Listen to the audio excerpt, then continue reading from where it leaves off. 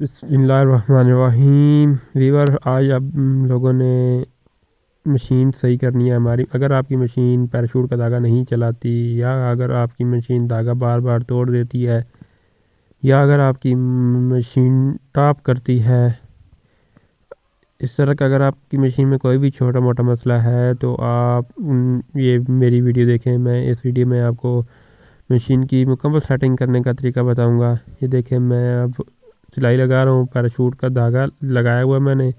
आप देख रहे हैं कि कितनी गंदी सिलाई लग रही है, और सिलाई धागा भी उसने तोड़ दिया है। इसकी मुकम्मल सेटिंग करने का मैं तरीका आपको बताऊंगा। बस आपने मुकम्मल वीडियो देखनी है, वीडियो को स्किप नहीं करना, नहीं तो समझ नहीं आएगी। ये देखें, ये मेरा टांका है, अभी आ रहा है। अभी मैं इसको सेट करूंगा, सही करूंगा। सही करने के बाद भी टांका मैं आपको दिखाऊंगा। ये देखें, ऐसा ऐसा चला रहा हूँ, जैसे थोड़ा सा आगे आया हूँ तो उसने धागा तोड़ दिया है। मेरी मशीन धागा भी तोड़ रही है और बीच में से टॉप भी कर रही है। मुकम्मल डिटेल से मैं बताऊंगा कि इस छोटे मोटे मसलों से आप एक बार ये वीडियो मुकम्मल देख सकते हैं। देखेंगे तो आपको मुकम्मल समझ आएगी। कोई भी मशीन हो, जॉकी की, कोई भी किसी मॉडल की भी हो, जॉकी की, वो आजकल की भी जो मशीनें आ रही हैं, सब मशीनों का यही हाल है। सबसे पहले ये 2 पेज आपने खोल लेना है।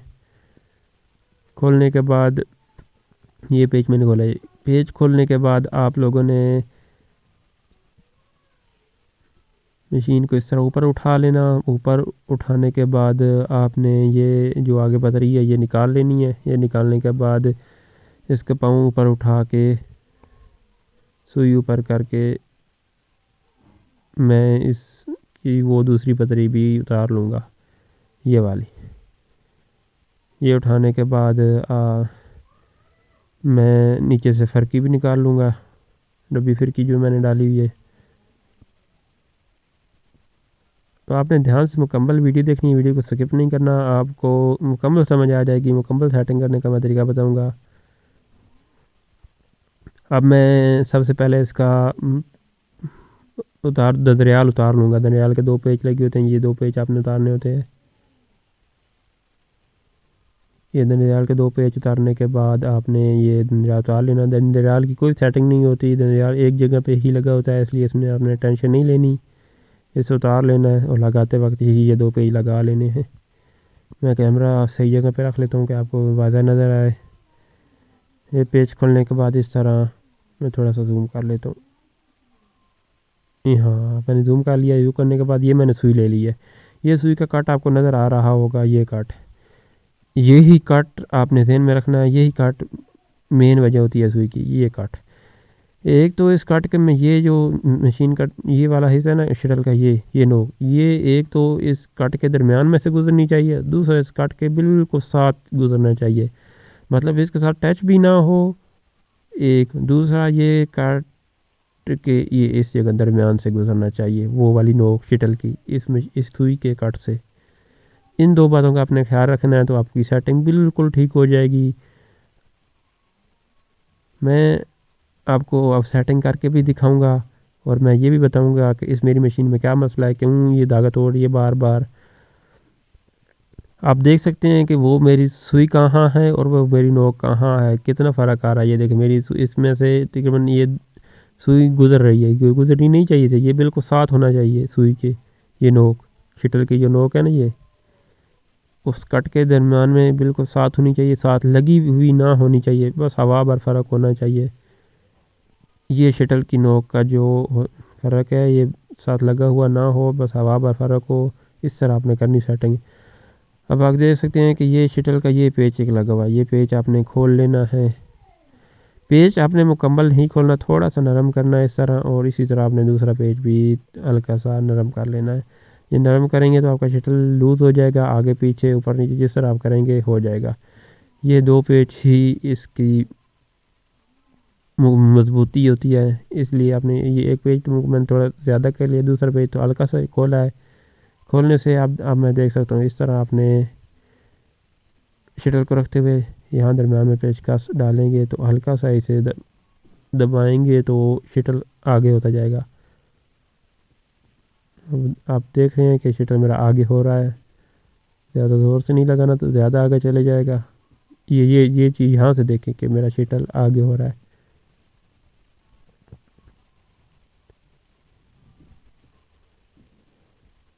میں نے شٹل اتنا آگے کرنا ہے کہ سوئی کے ساتھ وہ میری نوک ٹچ ہی نہ ہو اور سوئی کے ساتھ سوئی سے دور بھی نہ ہو۔ یہ دیکھیں میرے کافی نزدیک ہو چکا ہے شٹل۔ میں چیک کر لیتا ہوں، چیک کرنے کا طریقہ بھی میں آپ کو بتاتا ہوں۔ آپ نے بالکل سوئی کے درمیان میں سے رکھ لینا ہے،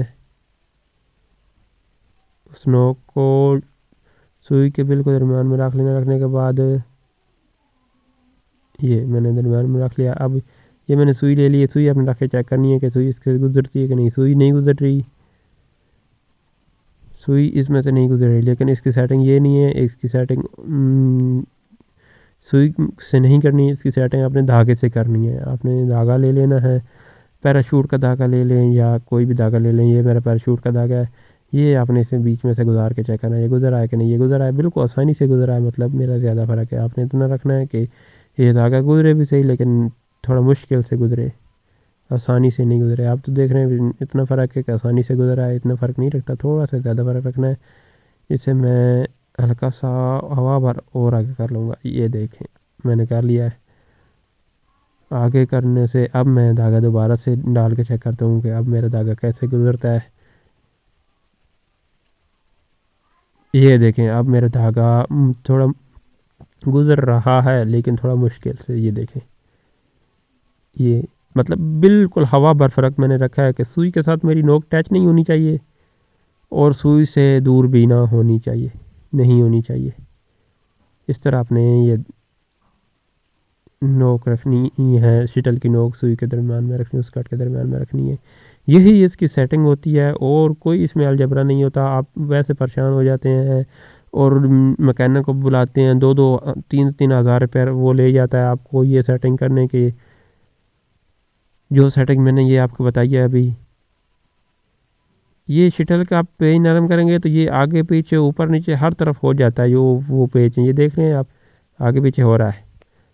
میں نے وہ سیٹنگ بالکل اب ٹھیک کر دی ہے، یہ بالکل اس کے درمیان میں کر دی ہے۔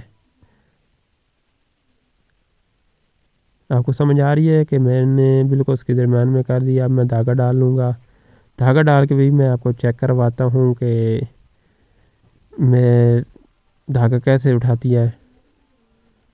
یہ اس طرح ایسے مشین نیچے جاتی، سوئی نیچے جاتی ہے، سوئی نیچے جانے کے بعد وہ والی نوک یہ دیکھ رہے ہیں اس طرح سیدھا اوپر دھاگا ہوتا ہے، وہ نوک اس طرح، یہ اس طرح وہ دھاگا اٹھاتی ہے۔ اس نے دھاگا اٹھانا ہوتا ہے اس طرح۔ یہ اس بات کا اپنے خیال رکھنا ہے کہ اس طرح آپ کیا، وہ اگر وہ دھاگا نہیں اٹھائے گی تو ٹاپ کرے گی، یا دور ہوگی تب بھی ٹاپ کرے گی، زیادہ نزدیک ہوگی تو تب بھی ٹاپ کرے گی یا دھاگا توڑے گی۔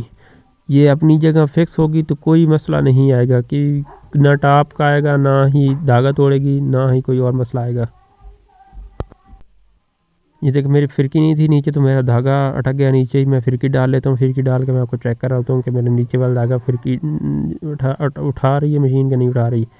میں یہ دھاگا اوپر کھینچ لیتا ہوں، اوپر کھینچنے کے بعد میں دوبارہ سے آپ کو دھاگا لگا کے چیک کرتا ہوں۔ یہ اس طرح یہ ایک بات خیال رکھنی ہے کہ یہ چیک کرتے وقت دھاگا اوپر کرنا ہے، کیونکہ اوپر سے دھاگا آتا ہے جب ہم کرتے ہیں۔ یہ دیکھیں اب میرا دھاگا اس نے اٹھا لیا ہے، یہ نیچے سے دھاگا میرا اٹھا لیا اس نے۔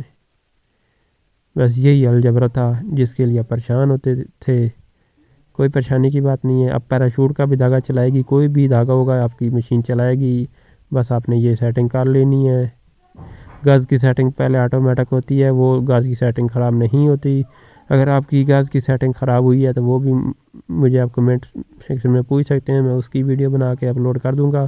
وہ بھی اسی طرح بالکل آسان طریقہ ہے، کوئی مشکل طریقہ نہیں ہے۔ بس آپ نے گھبرانا نہیں ہے، کوئی بھی کام اتنا مشکل نہیں ہوتا جتنا ہم لے لیتے ہیں۔ اب میں نے سیٹنگ کرنے کے بعد یہ پیچ کو کر لینا ہے، بھیڑ لینا ہے، مطلب سخت کر لینا ہے کہ دوبارہ سے اچھے طریقے سے سکرو کو ٹائٹ کر لینا ہے۔ سکرو ٹائٹ کرنا نہیں بھولنے، یہ ضرور کرنے ہیں، بھول گئے تو یہ آپ چلائیں گے تو یہ اپنی جگہ سے ہل جائے گا، سوئی ٹوٹ جائے گی یا شٹل ہی خراب ہو سکتا ہے، اس لیے اپنے سکرو ضرور ٹائٹ کرنے ہیں۔ ٹائٹ کرنے کے بعد اب میں اس کی آپ کو سلائی کر کے بھی چیک کراؤں گا کہ میرا ٹانکا کیسے آ رہا ہے۔ جو آپ کو دکھا رہا ہوں وہ ہی حقیقت ہے، کوئی 2 نمبری نہیں کروں گا۔ اکثر لوگ 2 نمبری کرتے ہیں۔ یہ دیکھیں میں نے شٹل نہیں سوری، یہ جو پیدان نہیں، دندریال جو ہے وہ میں لگا لوں گا۔ جلدی سے میں دندریال لگا لیتا ہوں۔ اپنی جگہ پہ جس جگہ سے اتارا تھا اسی جگہ دندریال کی کوئی سیٹنگ نہیں ہوتی، یہ 2 ہی پیچ ہوتے ہیں ایک جگہ سے۔ دندریال کی اوپر نیچے والی سیٹنگ ہوتی ہے، پر وہ اور سیٹنگ ہوتی ہے، اس جگہ سے نہیں سیٹنگ ہوتی۔ اگر آپ کی مشین کپڑے میں سلوٹ آ رہے ہیں نا تو اس میں دندریال اوپر نیچے کر کے وہ سیٹ کر سکتے ہیں، وہ بھی انشاءاللہ ویڈیو میں اپلوڈ کر دوں گا۔ اگر آپ دوستوں کو میری ویڈیو پسند آئی ہے تو میری ویڈیو کو لائک کیجئے، میرے چینل کو سبسکرائب کیجئے، اور مزید ایسی ویڈیو دیکھنے کے لیے بیل آئیکن کے بٹن کو دبا دیجئے تاکہ میری ہر نیو آنے والی ویڈیو آپ تک پہنچ سکے۔ میں ایسی ویڈیو اپلوڈ کرتا رہتا ہوں۔